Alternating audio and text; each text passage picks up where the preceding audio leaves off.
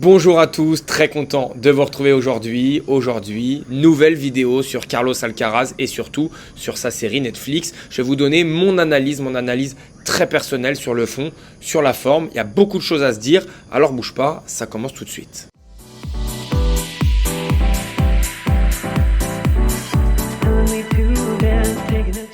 Avant de commencer, plusieurs choses. Déjà, j'espère que tout le monde va bien. Moi, ça va super. C'est mon dernier jour en vacances. Donc voilà, je vous raconte ma vie. Je suis pas en prison, c'est les barreaux de la maison. Donc les barreaux de la maison sont hyper chelous. C'est la première maison que je vois dans ma vie où il n'y a pas de mur. Donc ça, c'est le salon et c'est ouvert. Donc voilà, il y a des moustiques partout. C'est un régal. Bref, je vous raconte ma vie. Je pense que ça vous plaît, mais ou peut-être pas, mais c'est pas très important. En tout cas, aujourd'hui, on va parler de mon analyse sur Carlitos Alcaraz. 3 semaines avant Roland Garros, Carlos a fait forfait à Madrid. Et moi, je me suis penché sur le sujet de sa série Netflix parce que je me suis dit quand même, cette série, elle m'intrigue, j'ai envie de la voir. Il y a à mon avis pas mal de choses à se raconter là-dessus. Et j'ai fait des petits points. Voilà, j'ai fait un petit sommaire assez sympa où je vais d'abord vous donner mon analyse. Ensuite, on va parler du documentaire. Ensuite, on va parler évidemment de son entourage. On va parler du staff d'Alcaraz. On va parler de lui-même en tant qu'homme. Et on va finir avec Alcaraz, le joueur. Donc, on va reprendre ça tranquillement dans l'ordre. Mais voilà, je pense qu'il y a pas mal de choses à se dire. J'ai tout listé. Je vais essayer de ne rien oublier. Je vais vous donner mon ressenti, mon analyse, bref, ce que j'en ai pensé. Mais avant de commencer, je voudrais vraiment préciser que c'est mon avis personnel. Et ça n'engage que moi, parce que vraiment, je vais me mouiller dans ce que je vais raconter. Je vais vraiment donner mon avis. Donc voilà, c'est pas la vérité, mais en tout cas, c'est vraiment ce que je pense et ce que je ressens très sincèrement. Avant de commencer la vidéo, comme d'habitude, n'oublie pas de t'abonner pour ne rien rater, parce que c'est important. La chaîne se développe énormément et c'est grâce à vous. Donc vraiment, merci beaucoup. Je pense qu'on peut y aller, j'ai tout dit. Et on va évidemment commencer par le documentaire en soi, de Carlitos. Déjà, moi, j'ai beaucoup aimé. J'ai beaucoup aimé. Pourquoi? Parce que j'ai trouvé que Carlos Alcaraz était vrai, il était sincère. Et ce genre de série Netflix, j'en ai vu suffisamment pour comprendre que tout est théâtralisé, qu'on nous fait croire ce qu'on a envie de nous faire croire, voilà, que c'est surjoué. Là, c'est pas le sentiment que j'ai eu. Évidemment, il y a des scènes qui sont un peu jouées, peut-être parfois un peu surjouées, mais en tout cas, j'ai ressenti énormément de sincérité dans son discours à lui. Un petit peu aussi au niveau de son entourage, il faudra le souligner, mais on en parlera après. Mais le documentaire fait 3 épisodes. 3 épisodes entre 38 et 45 minutes environ.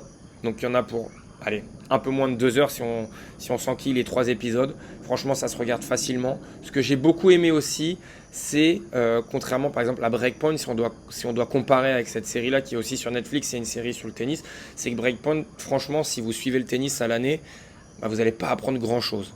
Là, on rentre vraiment dans le personnage de Carlos Alcaraz. Il y a quand même des intervenants hyper stylés. Nadal, Djokovic, McEnroe par exemple, Borg, Sinner, son principal rival aussi. Voilà, j'en oublie forcément. Je trouve ça hyper intéressant.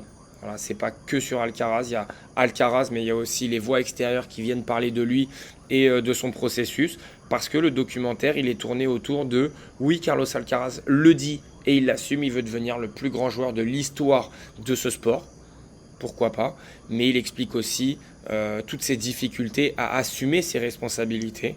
Donc ça, on va en parler au fur et à mesure de mon analyse, mais voilà, le documentaire, très clairement, si vous aviez un doute, moi je vous le conseille. Très plaisant, très agréable, et surtout on découvre Alcaraz différemment, j'ai envie de dire, et ça me plaît beaucoup. Ensuite, on a donc 3 moments que j'ai notés. Il y a un moment où il est dans sa chambre, on commence le documentaire et on voit toute sa simplicité, où en fait il est là avec tous ses trophées comme un petit enfant. Il ne faut pas oublier, Carlos Alcaraz, il a 21 ans, et ça c'est ce que j'ai vraiment envie de souligner avec vous aujourd'hui, c'est que Carlos, dans ce documentaire, on ne voit pas le joueur de tennis, on ne voit pas un homme, on voit vraiment un petit enfant. Et moi, ça m'a marqué clairement, parce que quand on le regarde jouer sur un terrain de tennis, on oublie son âge. Mais là, dans le documentaire, vraiment, il fait son âge, il fait ses 21 ans. On sent un jeune garçon parfois perdu, très clairement. Et ce début de documentaire me plaît parce qu'on le voit dans sa chambre, comme toi peut-être derrière la caméra, comme moi quand j'étais plus jeune, avec les coupes qu'on a pu gagner, les médailles qu'on a pu gagner. Alors lui, il n'a pas les mêmes trophées que nous, très clairement, mais on voit voilà, un jeune garçon fier d'avoir le trophée de Wimbledon dans sa chambre, d'avoir ses Master 1000, etc. Je trouve ce moment extraordinaire, une chambre normale, banale d'un enfant qui vient d'un milieu social bah, encore une fois normal et qui n'était pas prédestiné, je pense, à avoir ce futur-là. Est-ce que quelqu'un est prédestiné à avoir un futur aussi gros, aussi immense? Je ne pense pas, mais on pourra en reparler après.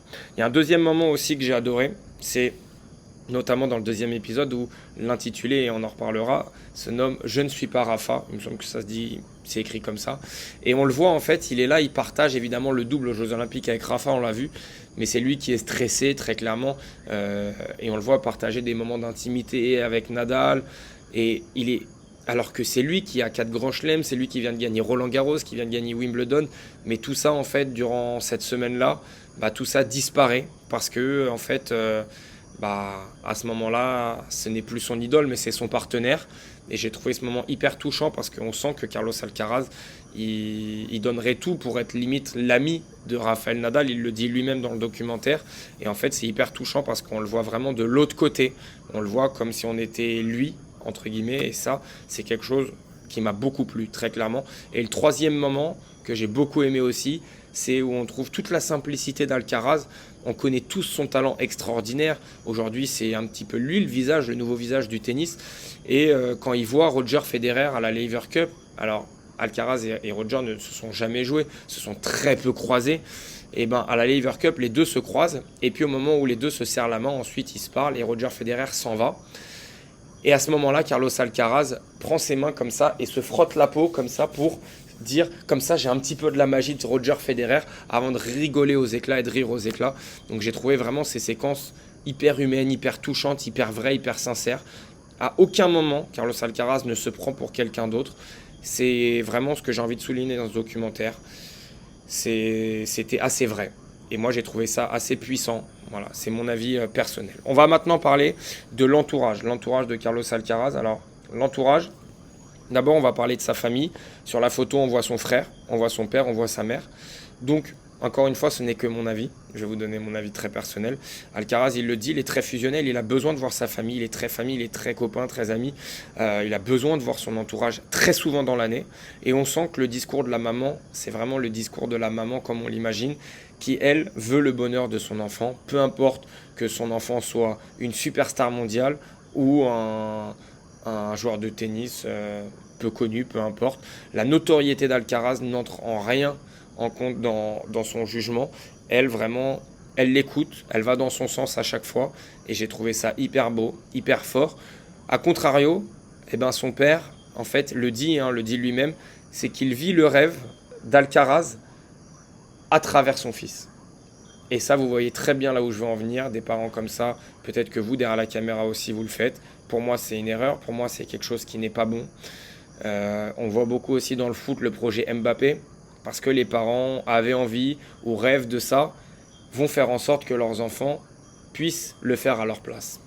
Et on le voit que, en fait, après on parlera du staff, on voit que les attentes du père par rapport à son fils sont pas forcément les mêmes que celles du concerné. Je ne sais pas si vous voyez ce que je veux dire, mais en fait, Carlos Alcaraz, il mène sa vie, il imagine sa carrière d'une certaine façon, et on voit que son père, et notamment son entourage, l'imagine d'une autre manière. Et moi, ça me pose problème, parce qu'aujourd'hui, en fait, chacun mène sa carrière comme il a envie de la mener. Alors évidemment, les aides extérieures sont là aussi pour nous recadrer, pour nous faire entendre des choses qu'on n'a pas forcément envie d'entendre. Et Carlos Alcaraz en est conscient, puisqu'il le dit en finale de l'ATP 500 de Pékin, après sa victoire énorme face à Sinner au tie-break du 3e set. Il le dit, merci de me dire des choses que j'ai pas envie d'entendre. Mais voilà, je pense que sur la longueur, sur une longue carrière, il va falloir trouver un équilibre. Il va falloir forcément écouter un petit peu plus Carlos Alcaraz, parce que sinon, il peut y avoir des problèmes, un petit peu à l'image d'un Tsitsipas avec son papa, même si là, évidemment, pour l'instant, on n'est pas dans ce cas de figure-là, mais c'est compliqué. Si on enchaîne avec le staff de Carlos Alcaraz, j'ai noté plusieurs choses que j'avais envie de vous dire. Donc, évidemment, déjà, il y a les sacrifices de son équipe qui veulent l'élever au-dessus du Big Three. Alors, j'ai un très bon accent en anglais, forcément, vous allez le noter, mais vous avez compris l'idée.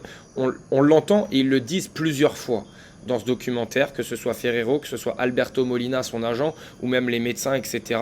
Ils veulent tous donner le maximum pour faire en sorte que Carlos Alcaraz puisse devenir le plus grand joueur de l'histoire.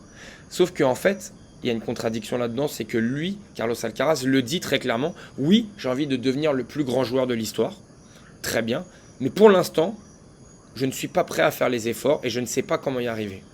Et en fait, la pression que lui mette son équipe sur cet objectif, comment dire, presque irréalisable, presque impossible à faire, ben en fait, fait que Carlos Alcaraz doit gérer une pression monumentale et on va y venir après. Moi, je serais presque à dire même que c'est de l'égoïsme. C'est de l'égoïsme de ces gens-là, encore une fois, comme dans le rôle du père, qui veulent peut-être aussi avoir une certaine forme de reconnaissance, une certaine forme de lumière, mais aussi réussir à obtenir quelque chose par la voie de quelqu'un d'autre et pas par leur biais à eux-mêmes. Et ça, c'est quelque chose qui est hyper important, c'est que lui, Carlos Alcaraz, ne peut pas encaisser les mêmes efforts que d'autres joueurs, en l'occurrence ceux qui viennent de terminer leur carrière ou qui vont la terminer, Nadal, Djokovic, Federer, etc. Et surtout, on va le voir après, mais je vous ai listé un certain nombre de points. Pourquoi pour moi aujourd'hui, c'est plus dur de réussir sur la longueur que les années précédentes et les athlètes des décennies précédentes, je vais vous les dire après. Mais avant, il y avait quand même 2-3 phrases qu'il fallait souligner. C'est, par exemple, celle-là. Je ne sais pas si c'est comme ça qu'on devient le meilleur joueur de l'histoire, a dit Ferrero. Il dit ça parce que son approche du travail et celle des sacrifices à faire est différente de la nôtre, en dit son coach de 45 ans, lui aussi ex numéro 1 mondial, tellement différente qu'elle me fait parfois douter. Et je ne sais pas si c'est comme ça qu'on devient le meilleur joueur de l'histoire. Donc en fait, quand je lis cette phrase, alors évidemment, Juan Carlos Ferrero ne dit pas qu'il y a une recette magique, mais en tout cas, il en vient à douter. Mais s'il y avait une recette magique pour devenir le plus grand joueur de l'histoire, ça se serait. Ça se serait. Il y a aussi un deuxième facteur qui rentre en compte, c'est la notion de plaisir et la notion de bonheur. Carlos Alcaraz termine son documentaire en disant que lui, ce qu'il cherche avant tout, c'est d'être heureux et c'est la quête du bonheur. Et ça, c'est hyper important de ne pas perdre de vue cet objectif-là, parce que ce qui va se passer, c'est qu'il le dit, et après je vais venir sur son cas, aujourd'hui, Carlos Alcaraz joue plusieurs tournois durant l'année par obligation et non pas par plaisir. Et il y a une phrase qui m'a choqué, c'est celle d'Alberto Molina, l'agent, celui que vous allez souvent voir dans le documentaire, et vous le voyez souvent dans son box, le chauve, il dit « Rafa nous lègue son dévouement total, son sacrifice pour le tennis. Et ce, 24 heures sur 24, 365 jours sur 365. Et c'est ce qu'on attend de Carlos. » Et là, je dis non. Là, je dis non parce qu'en fait, Carlos Alcaraz n'a pas du tout le même tempérament que Rafael Nadal, n'a pas du tout le même tempérament que Novak Djokovic, n'a pas du tout le même tempérament que Roger Federer. Et en fait, si Nadal et Djokovic, eux, ont aimé souffrir, parce que oui, ils ont aimé souffrir pour s'infliger toute cette charge de travail durant toutes ces années. Si Nadal et Djokovic ont accepté d'être esclaves de leur propre sport, Carlos Alcaraz, lui, n'a pas forcément besoin de l'être pour réussir. Carlos Alcaraz, aujourd'hui, et là on finit sur le staff parce que c'est quelque chose de hyper important, je voulais le noter, certes se blesse énormément. Énormément, il y en a beaucoup, je ne vais pas tous les lister, oui c'est vrai, il se blesse beaucoup. Voilà, elles sont là, toutes les blessures. Si vous voulez les noter, vous faites arrêt sur image. Et ça date de l'année dernière, donc il y en a eu encore depuis cette année-là. Maintenant, Djokovic, il dit quelque chose de véridique. Rafa dominé sur terre, Roger sur gazon et moi sur dur. C'est entre 23 et 33 ans que tout s'est vraiment produit pour moi. Carlos n'a pas encore 23 ans. Tout ce qu'il a déjà accompli à son âge n'est pas normal. Et ça, je suis heureux que Djokovic le dise parce que c'est quand même quelque chose qui est à souligner. Rafael Nadal a 21 ans. Alors certes, il remportait son 4e Roland-Garros, mais c'est seulement, entre guillemets, un seul tournoi du Grand Chelem, même s'il le remporte 4 fois, ce qui est extraordinaire. Hein. On ne va pas commencer à chipoter, mais c'est une surface. Une surface à 21 ans, 4 Grands Chelems. Roger Federer, à 21 ans, rien. Aucun Grand Chelem. On va regarder, pour ceux qui ne sont pas au courant, Roger Federer, il est né en 81. Si on va dans le parcours du Grand Chelem, à 21 ans, 0 Grand Chelem. Ok ? Si on prend Novak Djokovic, à 21 ans, c'est seulement un Grand Chelem, c'est l'Open d'Australie. Donc en fait, ce que je veux noter, c'est que Carlos Alcaraz, mis à part en concurrence avec Nadal, il est en avance sur tout le monde. sur tout le monde. Faudrait que je vérifie Borg, j'ai un petit doute, mais je crois que Borg n'avait pas autant de grands chelems que Carlos à 21 ans, mais je peux dire des bêtises, donc je ne vais pas m'avancer. Mais si on compare avec les 3 mutants de ces 20 dernières années, Carlos Alcaraz est en avance. Il est en avance. Et donc aujourd'hui, cette pression que son équipe peut lui infliger, elle pourrait être légitime, il n'y a pas de souci, mais il faut aussi se rendre compte de ce qu'il a déjà fait et de ce qu'il est déjà en train de réaliser. Moi, je vous ai listé plusieurs choses. Pourquoi pour moi, aujourd'hui, c'est plus dur de réussir sur la longueur que les années précédentes? Déjà, c'est une nouvelle génération. C'est une nouvelle génération, on le sait, il y a ce problème-là dans beaucoup de secteurs, pas que dans le monde professionnel. Il y a aussi les réseaux sociaux et donc plus de convoitises. Par exemple, si on prend l'exemple de Carlos Alcaraz, et il en parle dans le documentaire, il y a évidemment plus de convoitises sur les réseaux sociaux, déjà avec les filles, avec les sorties, avec les boîtes de nuit, avec la facilité de sortir. On le voit plusieurs fois, il va à Ibiza, il se fait 3, 4, 5 jours de vacances. Je ne suis pas sûr qu'avant, il y a 15-20 ans, c'était si simple. Et j'en suis même sûr. Donc ça déjà, c'est un premier paramètre à prendre en compte, et ça me paraît très logique. Le deuxième paramètre à prendre en compte, c'est le fait d'arriver pile après, tout de suite après, dans la continuité du Big Three. Parce que, en fait, à partir de ce moment-là, tout le monde te prend pour l'héritier. On l'a tous dit, c'est l'héritier de Rafael Nadal. Voilà, il doit continuer, c'est son digne successeur, etc. Non, c'est un joueur à part entière. C'est un joueur qui a des similitudes. C'est un joueur qui a la même nationalité, mais ce ne sont pas du tout les mêmes personnes, ni même les mêmes joueurs, ni même les mêmes personnalités avec des tempéraments différents. Donc ça, c'est une chose hyper importante. En tout cas, ce que je voulais dire aussi, c'est que les 3 mutants, ils ont mis la barre tellement haute en termes de records et d'exigence qu'aujourd'hui, vouloir viser aussi haut, c'est presque un suicide. Il ne faut pas oublier que Federer, lui, quand il est parti chasser des records, il partait chasser des records de Sampras qui étaient déjà extraordinaires avec 14 grands chelems. Aujourd'hui, Roger Federer, il est 3e avec 20 grands chelems. Carlos Alcaraz, s'il veut devenir le plus grand joueur de l'histoire, il faut qu'il vise 24 grands chelems au minimum avec un palmarès fou furieux en Master 1000, etc. Vous imaginez la montagne psychologiquement? C'est impossible. En fait, donc quand les 3 là, mutants ont construit leur palmarès, ils avaient des montagnes, mais des plus petites montagnes. Aujourd'hui, Carlos Alcaraz, il prend la suite, il prend la relève. Sinner peut-être pareil, avec un objectif peut-être similaire de devenir le plus grand de tous les temps. Mais en tout cas, c'est pire que l'Everest. Très clairement, c'est stratosphérique. Chaque personnalité est différente, c'est à noter aussi. Et en tout cas, la dernière chose que je voulais dire, c'est l'attente d'un nouveau visage du tennis. C'est très dur à porter.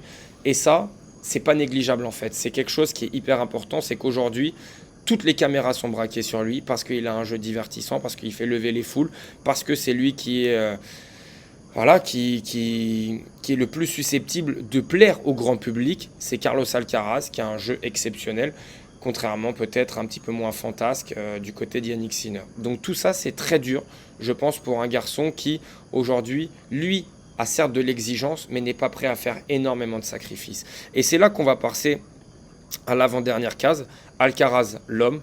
Moi, j'ai trouvé un Alcaraz, je l'ai noté, j'ai trouvé un Carlos Alcaraz en souffrance.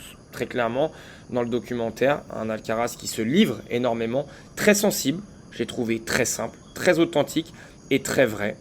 En tout cas, je ne suis pas sûr que ce rôle soit fait pour lui, je l'ai noté, ça va être très dur d'assumer sur la longueur. Il va vraiment falloir l'écouter et aller dans son sens, sinon ça sera une overdose et peut-être un burn-out. On sent un garçon, en tout cas c'est que mon avis, qui est tourmenté par la situation, que ça le peine d'être chez lui seulement 2 mois dans l'année, qu'il aimerait voir beaucoup plus ses amis, sa famille, et que le circuit ne lui permet pas. En tout cas, il y a aussi les Master 1000 en 12 jours qui n'aident pas, contrairement à ce qu'il pouvait y avoir dans le passé aussi. Ça, c'est quelque chose à prendre en compte et qu'on oublie bien trop souvent. Et puis après, il le dit à un moment, parfois il se fait piéger aussi. Il est obligé d'aller jouer sur le terrain. Ça, c'est quelque chose qui n'est pas normal. À 21 ans seulement, aujourd'hui, il ressent déjà la sensation d'obligation d'aller jouer des tournois et non pas d'aller jouer pour le plaisir et pour gagner, etc. Donc, attention, j'y vois vraiment des warnings. J'ai l'impression vraiment qu'il fait des appels de phare à son équipe pour leur dire, bon, là, va falloir quand même me laisser faire un petit peu comme moi j'ai envie. Et c'est d'ailleurs le dernier épisode de la série qui est un petit peu sur ce sujet-là, Alcaraz. C'est lui qui décide au final. Maintenant, évidemment, que son équipe, c'est les garde-fous. Ils sont là pour lui rappeler le chemin à suivre. Il va falloir qu'ils arrivent à trouver un entre-deux parce qu'entre leur exigence qui est extrêmement haute de leur côté et lui qui a envie de faire d'autres choses pour un jeune homme de 21 ans, en fait, c'est tout à fait normal. Il va falloir que la sauce, elle continue de prendre. Voilà. En tout cas, ce que vraiment je retiens sur lui dans ce documentaire, c'est que c'est quelqu'un de très simple, de très respectueux et vraiment de très discret. Ça aussi, je ne l'ai pas encore dit, mais à chaque fois qu'il allait voir des grands noms, j'ai oublié Pau Gasol aussi, un très grand basketteur espagnol qui a joué en NBA aux États-Unis et tout. À chaque fois qu'il parle à ces gens-là, qui ont été des légendes de leur propre sport, il est là, il écoute, il apprend et il essaye de se ressourcer. Et ça, j'ai trouvé vraiment quelque chose en lui de très mature à seulement 21 ans. C'est très fort. Et on va finir avec Carlos Alcaraz, le joueur.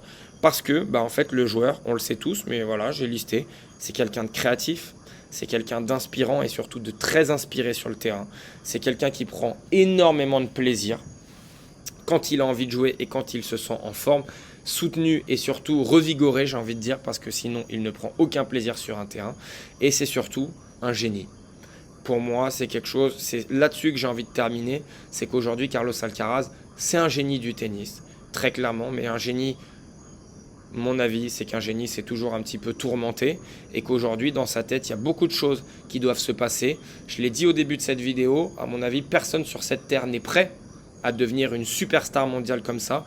Personne n'est prêt à assumer la suite de joueurs comme Nadal ou Djokovic. En tout cas, lui, ce qu'il a fait déjà en tant que joueur aujourd'hui, remporter 4 tournois du Grand Chelem sur 3 surfaces différentes, dont 2 à Wimbledon, en battant 2 fois Djokovic en finale de Wimbledon, c'est stratosphérique et je pense que personnellement, j'ai jamais vu ça de ma vie.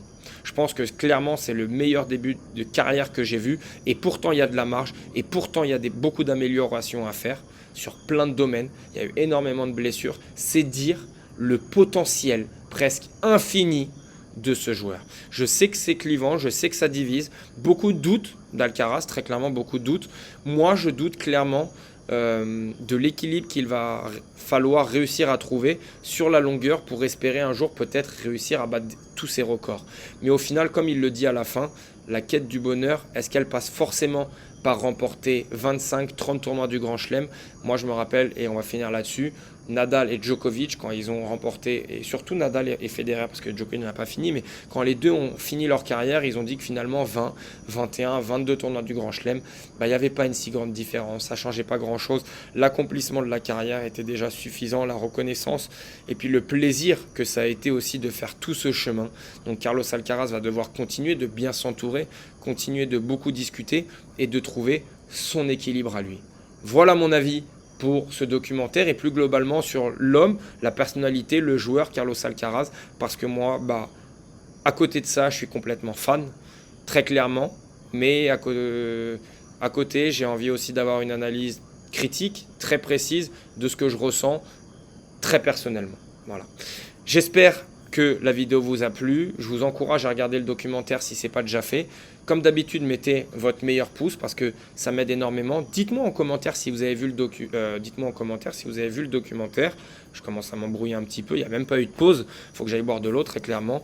Et puis, si ce n'est pas déjà fait, abonne-toi. Et nous, on se retrouve à très bientôt.